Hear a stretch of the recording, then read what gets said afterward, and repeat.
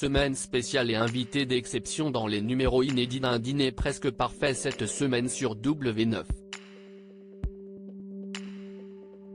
Pascal Sétain, connu comme le mythique Pascal le grand frère, ouvre le bal et le moins que l'on puisse dire c'est qu'il n'ouvrira pas de restaurant dans la foulée. Pascal Sétain a fait trembler les jeunes adolescents rebelles à travers la France. Solide, robuste, charismatique. L'éducateur spécialisé est de retour dans un dîner presque parfait à partir de ce lundi 6 mars sur W9.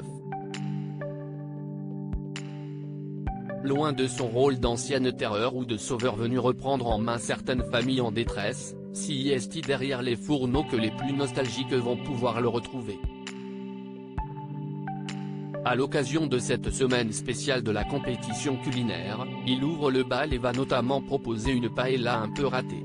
Télé Loisirs vous propose un extrait exclusif. Un dîner presque parfait, un plat de résistance plutôt manqué pour Pascal Sétain planqué dans sa cuisine. Pascal Sétain ne fait pas le fier. J'ai suivi la recette sauf que le truc, la plaque de cuisson, note de la rédaction, était à 8. Ça a cramé, regrette-t-il auprès de son concurrent et ami, le présentateur Jérôme Anthony. On dirait de la bouillie, s'amuse ce dernier à la vue de la paella. Forcément, très compétitif, ses convives et adversaires ne manquent pas d'égratigner l'éducateur.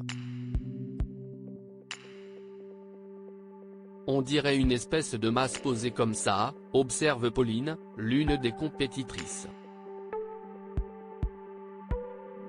Dans une ambiance détendue, Jérôme Anthony se permet même d'autres critiques.